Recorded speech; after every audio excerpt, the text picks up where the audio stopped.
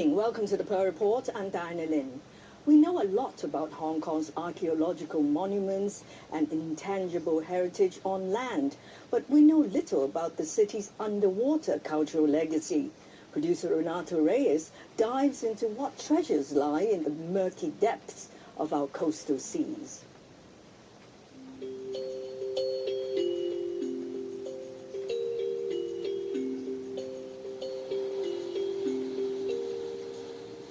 Dr. Bill Jeffrey, marine archaeologist, en route to waters off High Island in Sai Kung. In 2014, he was looking for old ceramics when he stumbled upon what will turn out to be the oldest relic ever found in Hong Kong waters. A granite stone that looks similar to anchors of ships in the Song dynasty 1,000 years ago. It would have been the heaviest solid cross arm of an anchor, and allows the arms to dig in. So we went back and did more measurements. This is about 1.6 metres long. Weighed about 80 kilograms. Checked my photographs and wrote to people, and they said, yeah, that looks like Song Dynasty anchor stock. We have the dive boat with us. Bill applied for a license from the Antiquities and Monuments Office, or AMO, to recover the anchor stock. We made up a frame to put it in case it was cracked. This anchor stock is about 1,000 years old. It's the earliest shipping-related artefact to come out of Hong Kong waters. The artifact resembles the anchor of Nanhai No. 1. The Chinese merchant ship from the Song dynasty was discovered in 2007 in the western part of the Pearl River Delta. It's a milestone, tangible link that there's a lot of material underwater, the sort of tip of the iceberg. Underwater cultural heritage range from shipwrecks, ceramics, to artifacts that are deemed a relic if they predate the 1800s under the Antiquities and Monuments Ordinance. Most Hong Kong people don't have the concept about underwater cultural heritage. Hong Kong's maritime legacy is the least known and explored of the city's cultural heritage. There's been surveys done on all the other types of heritage, the built heritage, archaeological heritage, and the intangible heritage. From the 1980s, there's it's millions of dollars been spent on that, but it's all just stopped at the waterline. Hong Kong SAR is 60% water. The government does heritage impact assessments for major projects as required by the Environmental Impact Assessment Ordinance. Over 18 years, 140 such maritime archaeological investigations have been done, but yielded no finds. It just focused on the development areas, and they can be, in some cases, just the width of the pipeline. The surveys they do are mostly remote sensing, and you won't find ceramic scatters by remote sensing techniques. You need to get divers into the water to look at these areas. In 2012, Bill proposed to AMO a $3 million territory-wide systematic survey over 3 years of the city's underwater heritage and excavation of significant finds. There's been lukewarm, at best, interest in the program. I guess they're not interested. An AMO spokesman says the AMO has supported Bill by giving him a license to search for artifacts in Sai Kung on 3 occasions, and vouching for him when he applied for funding from the private charity Lord Wilson Heritage Trust. The AMO says the only significant maritime relic ever found in Hong Kong is this shipwreck from the Ming Dynasty, unearthed during the construction of High Island Reservoir. Major works affecting the harbor carried out during the past 150 years have likely removed shipwreckage, if any, under the sea. But many areas remain unexplored. Underneath Basalt Island were a pair of cannons that had lain here for the last 200 years. The cannon was much more problematic. These two cannons weigh 1.5 tons. The pair was fused to each other and to the seabed because of concretion. Only the bigger 1-ton cannon was rescued in 2014. So we needed a chip all around it. We also used a car jack just to help crack the concretion. But once it was free, once we got the lift bag in the right position and the strops underneath the cannon and we lifted it, it came up fairly well. The Maritime Museum paid the excavation cost of $100,000. Conservation rule is if wet, back, keep wet, or the carronade. Well, it was invented about 1780.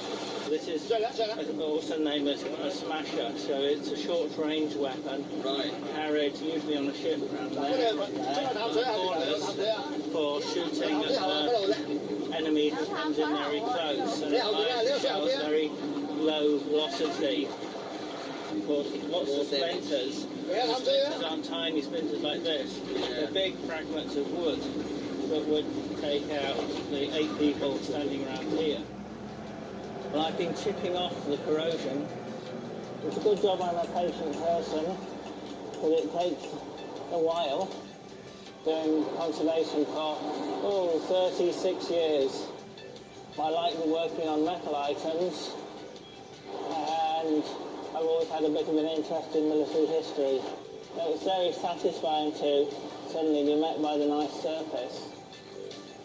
Plus a crown and letters that suggest the cannon could be British-made.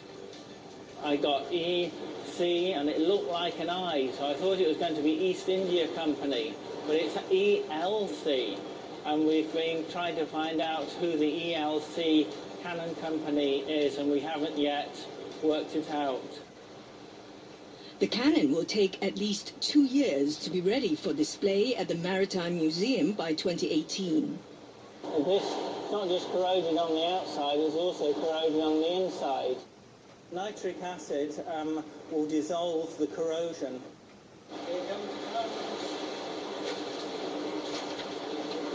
Every cannon tells a different part of the story. He says this carronade was likely used by merchant ships against pirates, but little is known about its origin.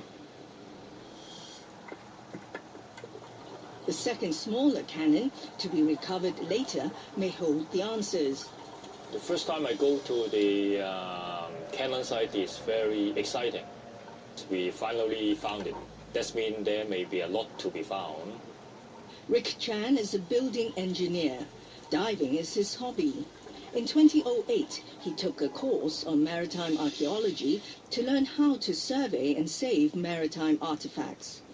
In 2009, he and fellow volunteer divers got a $98,000 grant from the Lord Wilson Heritage Trust to build Hong Kong's first database of maritime archaeological sites.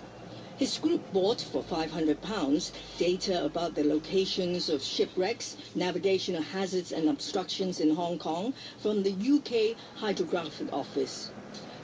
280 sites were recorded since the 1900s. None had been surveyed by maritime archaeologists before.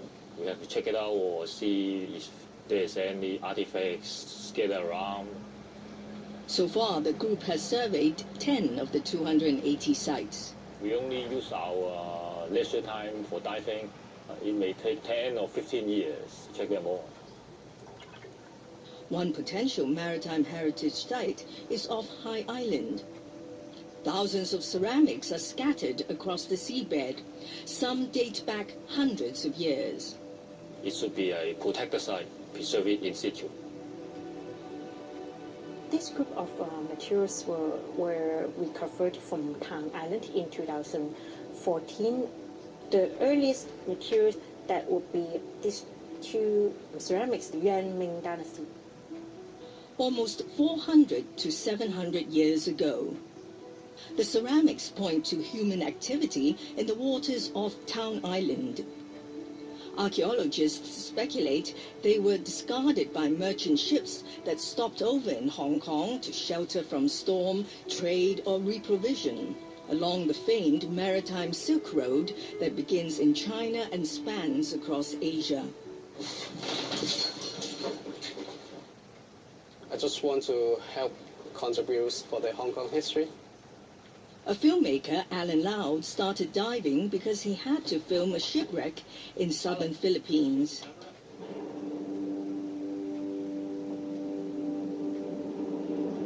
This is one of 7 shipwrecks from a Japanese supply fleet sunk by the U.S. Navy in Palawan in 1944. It's amazing. I saw human bones. I think they are soldiers, guns, and then a lot of tables, and then wine glass, and then the bottles. You can imagine how the World War II will be. You can imagine the soldier die down there. Up next, after the break, to scrap or save? It's an integral part of the history and heritage of Hong Kong. The HMS Tamar. Built in the 1860s, and there aren't many left in the world. The government seems determined to avoid identifying it as Tamar. This is a massive cover-up. Stay with us. Welcome back to the Pearl Report. Tamar Park got its name from a colonial-era British ship, the HMS Tamar. The vessel served as the British Navy's base in Hong Kong. It was scuttled in Victoria Harbour during the Second World War. In 2014, a shipwreck turned up at the construction site of the Central Wan Chai bypass. Is it the HMS Tamar? And if so, is it worth salvaging as cultural heritage? Victoria Harbour. We are now around Kai Jiao to do a shipwreck survey. The ship does surveys of the seabed for major infrastructure projects. That is our target. The USS Regulus is an American store ship that went aground off Gaoyijao Island during Typhoon Rose in 1971. Her hull was ripped open, so it was scuttled here. This is our side scan sonar system.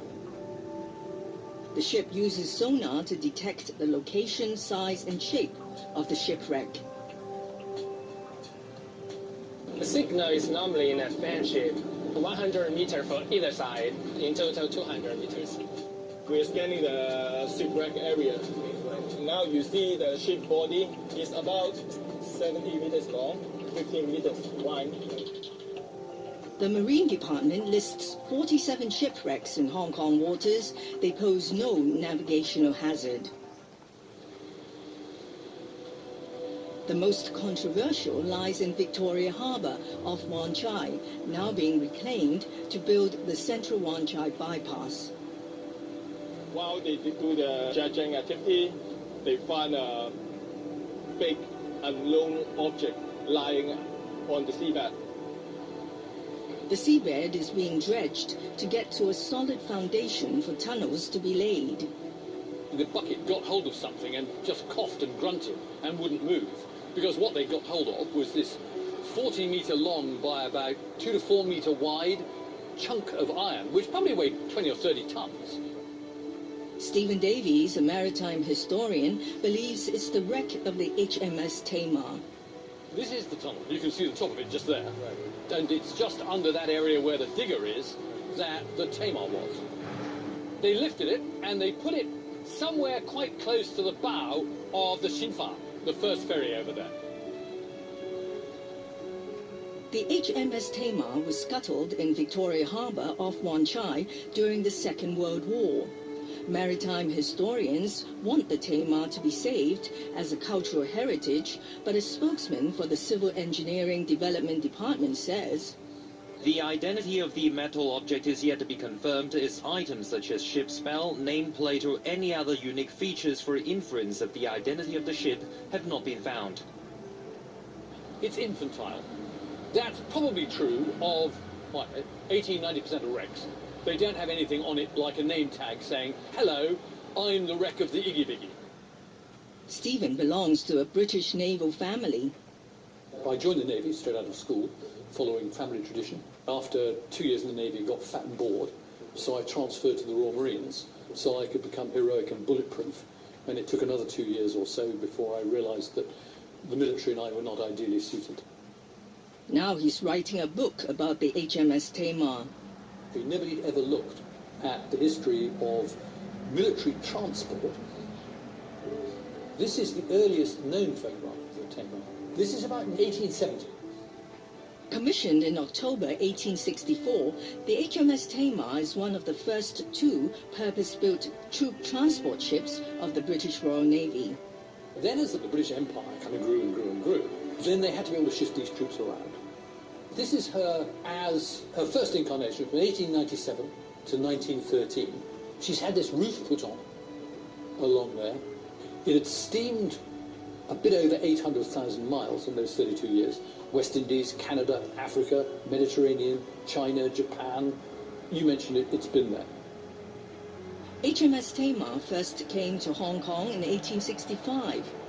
In 1897, the Tamar was turned into the British Navy's base in Hong Kong until the Second World War. In 1941, December the 8th, Japanese forces advance on Hong Kong. By December the 11th, all British forces have to be evacuated to the island of Hong Kong. Hong Kong Island has become a besieged fortress. The Japanese could use it as an observation post, direct artillery fire, use it as a springboard for a quick dash to invade at Wan Chai. So it's got to go. The ship was blown up, then shelled by British artillery. This was a year after the Japanese occupation, 1942, 8th of December, and this is by a Japanese war artist. And we're looking from the shoreline of Wan Chai, past the Hong Kong dockyard, to North Kowloon Peak, which is here. And there, in the foreground, is the sunken HMS Tamar with its roof. After the Japanese surrender in 1945, Victoria Harbour had 278 shipwrecks, mostly merchant vessels. HMS Endeavour arrived to chart the harbour in November that year. Sunken ships tend to be quite big, so they take up a lot of space in the water. And if you don't know where they are and you run into them, you sink as well. It's a bit like a traffic accident. All over the harbour, they're discovering these wrecks. And one of them, just off Wan Chai, basically we're looking at a shot of the eastern harbour taken by the German-Australian photographer Hedda Morrison between September 46 and March 47. You can see here's Southern Playground, and there, in the water just here, you can see three thin white sticks poking up. They're the masts of the Tamar. 1945 is the first time any wreck is recorded in that position. And just to make sure that you know what it is, they write beside it, HMS Tamar. In 1947, a salvage contractor was hired to clear the top of the Tamar to keep navigation safe. The next one after that is 1947, where you've still got the wreck marked. 48, but they're still showing. The Tamar remained in maritime charts until it disappeared in 1966. By then, it was buried under mud and silt near the old Wan Chai ferry pier until it was discovered by dredgers in 2014. Construction was suspended. Hired as consultant in 2015, Stephen identified the wreck as the HMS Tamar. He was later booted out over arguments with AMO officials. I was being asked questions of such fatuous ignorance that I got extremely irritated. I find that very insulting. How do we know this was not a wreck that had been caused by a typhoon at any time since history began? It's iron. That pins it down to within about 30 years. Any typhoon wrecks since the British arrived are in the record, and there are none. Charts, if there is a wreck there, record it. They got very cross and threw me out. This is the first chart that I knew about. This is 1887. Stephen says before 1945, there's no other wreck on the spot where the Tamar later sunk. The next one takes us to 1900. 1920, nothing there. 1921, there's nothing there. 1938, and as you can see, there's nothing there. But then we come to 1945, where we have HMS Tamar. Plus, this brass baggage tag also turned up during the dredging. Stephen traced it to its owner, Sergeant Charles Goodman. He was born in 1881. He's got his First World War medals. He's a sergeant, 3 stripes. In 1914, Goodman arrived in Hong Kong and was processed in HMS Tamar for deployment to a battleship during the First World War. It's possible his baggage went via the Tamar. There's a baggage label from Sergeant Goodman. There's a continuous charting record.